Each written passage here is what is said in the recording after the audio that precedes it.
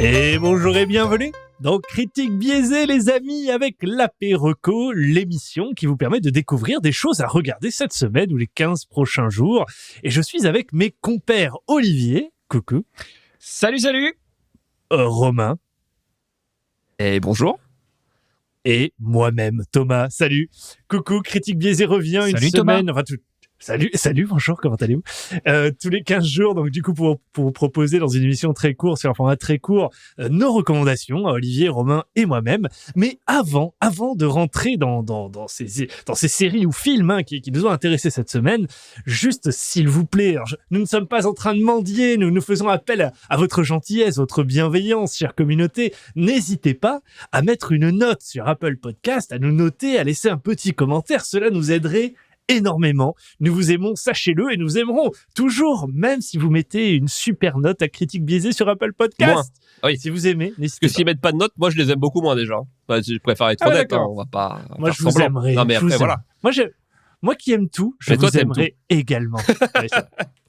Les amis, sans plus tarder, je vous propose de rentrer dans ce qui nous intéresse aujourd'hui, à savoir 3 séries. Cette fois, nous avons 3 séries autour de la table. Nous avons Last Chance You Basketball Edition pour Romain. Super docu-série, d'ailleurs. Le Last Chance You était incroyable. Une tarte que tu me parles de Basketball Edition.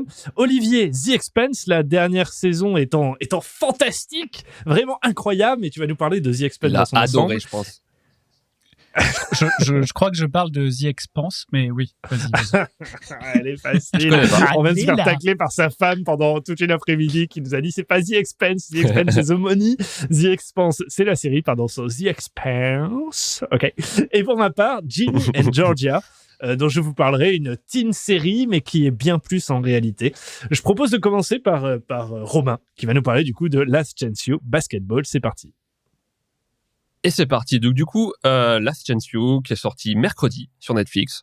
On est à la 5e saison, mais la première saison qui parle du basket. Donc, on a eu, pour ceux qui ne connaissent pas du tout, Last Chance You, ça a été pendant 4 saisons. Donc, pendant 4 ans, on a suivi des équipes de JUCO en football américain. Donc, le JUCO, alors, pour résumer vite fait, parce que c'est un peu compliqué aux US, le JUCO, c'est la fac public, donc c'est tous les gamins qui n'arrivent pas à soit avoir une bourse pour entrer en fac privée ou qui n'ont pas des notes assez bonnes, donc ils se retrouvent du coup en JUCO.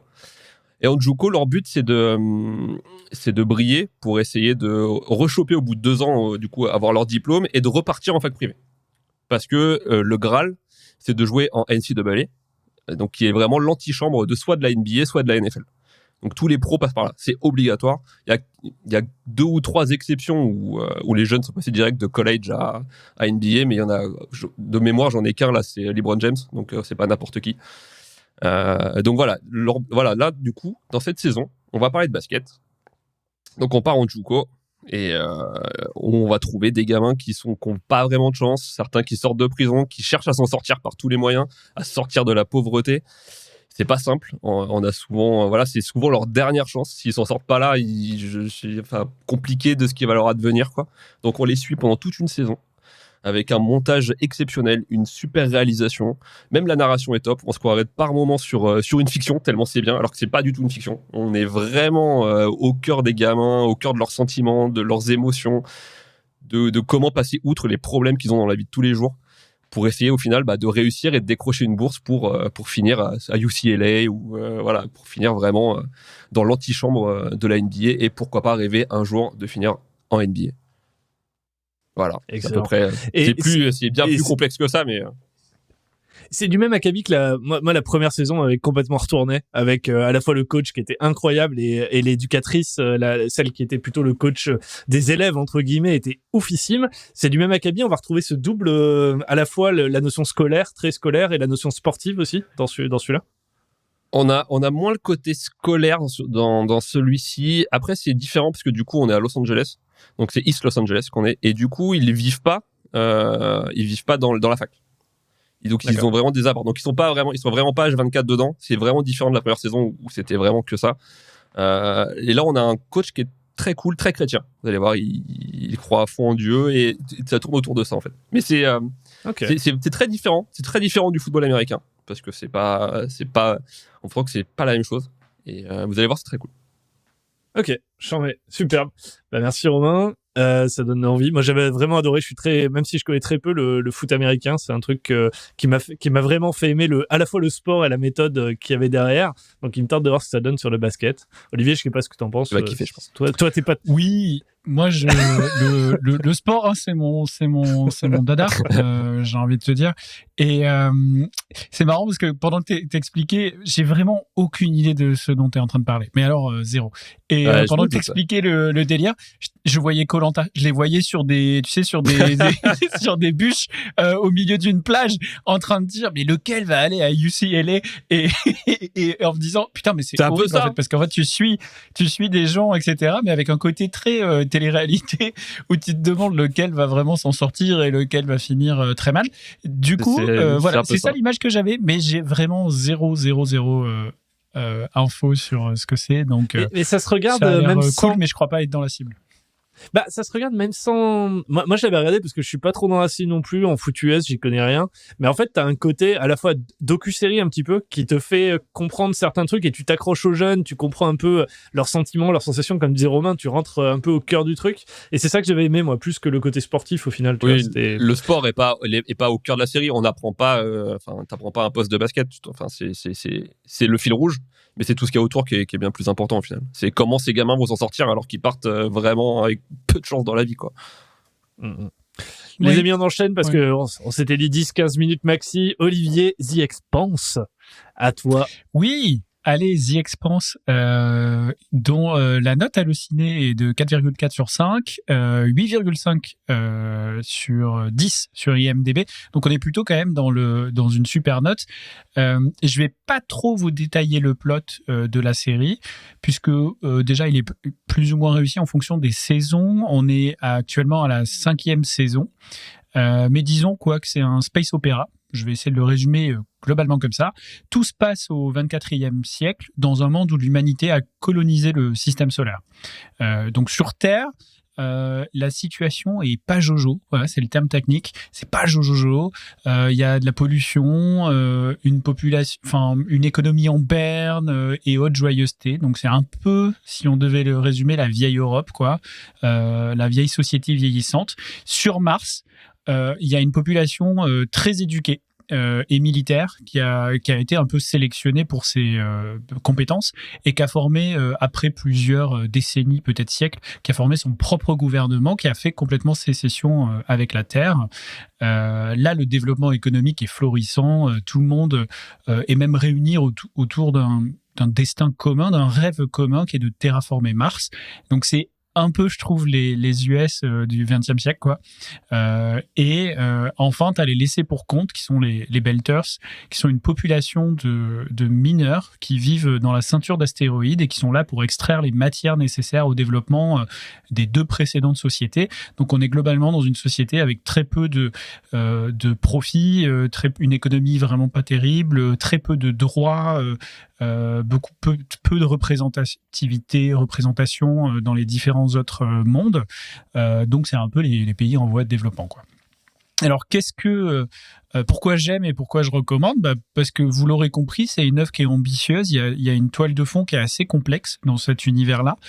Tension politique, sociologie, personnages plutôt vachement écrits, etc. Donc c'est un vrai plaisir à regarder. L'histoire en fonction des saisons est franchement, je trouve, généralement captivante. Moi, je passe des vraiment bons moments. C'est de la bonne SF, si je devais le dire autrement. Si je vous parle juste de la saison 1, on va dire, sans rien dévoiler, il y a un petit côté, je trouve, il y a une enquête policière, en fait, avec notamment un enquêteur. Donc, il y a un côté roman noir, polar, mais dans le monde SF, que je viens de décrire. Et même l'histoire de la série, pour la petite anecdote, est assez mouvementée, puisqu'elle a d'abord été produite et diffusée sur Sci-Fi, avant d'être déprogrammée, je crois, au bout de 3 saisons ou un truc comme ça. Jeff Bezos était très fan, et Amazon a racheté pour la produire à son tour et la diffuser. Donc maintenant, vous pouvez suivre, notamment la dernière saison, qui est donc la 5, sur Prime Video. Voilà un petit peu pour The Expanse. Et on se souviendra de cette conférence de presse où ils avaient annoncé le sauvetage de The Expanse, qui avait été, qui avait eu des cris de joie des fans et des acteurs du cast. C'était incroyable, quoi. Mais super série. Vraiment, pour la SF, incroyable. J'espère qu'on pourra la podcaster dans le barbecue d'ici quelques semaines, à la fin de la saison 5. Ce serait cool. Alright, cool. Pour ma part, Ginny and Georgia. Alors, vous me connaissez, mon spectre de série est assez large. Alors voilà, juste pour vous donner les bases, Ginny and Georgia, c'est quand même 7,3 sur 10 sur IMDb et 4,1 sur 10 sur Allociné, ce qui est largement mieux que I Care a Lot. Voilà, c'est juste pour poser qu'il n'y a pas que moi qui ai aimé cette série. Je vous encourage à regarder les commentaires. Très simplement, ça part d'une soirée où j'ai plus rien à regarder. L'algo Netflix, tout d'un coup, me dit, il surgit et il me dit, regarde Ginny and Georgia, toi qui aimes tout, regarde Ginny and Georgia. Je lance sans trop savoir pourquoi, comme souvent, mais l'esprit complètement ouvert. Et je tente de passer outre ce qu'a l'air d'une teen movie, enfin d'une teen série en l'occurrence. Et j'ai bien fait. Parce qu'en fait, ça va vous surprendre. Bon, j'ai bien aimé, évidemment. Mais pour résumer simplement, alors d'abord vous résumer simplement et pour vous expliquer pourquoi j'ai bien aimé, c'est l'histoire de Georgia, qui est une teen mom, qui est devenue adulte et à sa charge, elle a Virginia et Austin, une ado et un enfant. Et elle parcourt les US pour fuir son passé compliqué. Et elle décide de s'installer dans une petite ville de suburbs, tranquille, et pour de bon cette fois. Et on y découvre un peu leur vie de famille qui se met en place, qui est compliquée, la vie d'une ado qui apprend à sociabiliser après être passé d'état en état, et ses premiers amours. Donc je vous dis vraiment, là, jusqu'à présent, on a tout d'une teen movie. Mais derrière, l'intelligence du truc, c'est qu'il y a un layer. Il y a des trucs assez engagés, qui traitent de sujets complexes pour les ados d'aujourd'hui. Tu vois, ça parle de dépression, ça parle de suicide, ça parle de trucs assez deep au final, et ça évite les simplicités. Donc du coup, c'est vachement cool. C'est pas another boring teen story. C'est vraiment un truc où tu vas aller creuser, où il y a du fond, autant dans la vie de Georgia qui refait sa vie, où elle cherche vraiment à s'abstraire de ce passé compliqué, et autant dans la vie de Ginny, du coup, qui se découvre un petit peu. Et voilà, c'est pas révolutionnaire, mais c'est franchement pas mal. Si là, vous êtes à court de trucs à regarder, que vous voulez quelque chose de léger, où il y a quand même un petit peu de fond, où c'est pas juste débile, une histoire d'amour et c'est fini, bah regardez Ginny and Georgia. C'est cool, ça fait le taf, et c'est toujours mieux que bien des contenus sur Netflix, clin d'œil à Lavaya. Mais voilà, donc n'hésitez pas, regardez si vous avez un peu de temps devant vous, évidemment. Voilà. Waouh, la meilleure présentation. Regardez si vous avez rien d'autre à faire de mieux. Non mais voilà, qui parfois n'a rien à faire. Je veux dire, à un moment donné, autant regarder ça que Baba sur du... Oh, pardon, Waouh. Je m'égare. Je fais des jugements hâtifs. Je suis pas sûr d'être convaincu encore. Alors, je trouve que tu as fait un bon taf. J'avais un a priori, je crois. Donc, j'avais un a priori, je vais le reconnaître. Et tu m'as plutôt fait changer d'avis vis-à-vis de cet a priori. Je suis pas encore sûr d'être dans la cible et que j'ai le temps pour te paraphraser. Mais tu m'as quand même, t'as fait évoluer mon sentiment vis-à-vis de la série. Mais, chers auditeurs, n'hésitez pas à nous envoyer un petit message pour nous dire si voilà, vous aussi, vous avez été convaincus. Regardez plus qu'un épisode. Je pense qu'il faut regarder 2-3 et puis être un petit peu commit. Mais voilà. Je pense pas qu'il faille nous envoyer un message. Je pense qu'il faut laisser envoyez-moi un message. Une review. Arrête de vouloir des messages des gens. Laissez un avis sur Apple Podcast. En priorité, c'est celui qui nous aide à nous développer, à toucher encore plus de gens. Et ailleurs, en fait, on lit pas bien parce que la police de caractère est bien moins bonne que Apple. Incroyable. Nous sommes d'accord. Les amis, c'est la fin de cet apéroco que nous avons tenu dans un temps record. Under 15 minutes. Je parle anglais aujourd'hui. Nous sommes dans un podcast en anglais. Hello everyone, The Expanse. Je sais pas pourquoi tu parles anglais. Je vous souhaite une agréable semaine et nous nous revoyons la semaine prochaine pour parler d'une série événement incroyable, WandaVision. Wow. Donc voilà, nous vous donnons rendez-vous comme à son habitude pour le hors d'œuvre et le barbecue où WandaVision passera à la fois sans teaser, sans spoiler et par la suite sur le grill avec tous nos amis. Excellente semaine à tous et have a nice week. Bisous. Bisous. Ciao.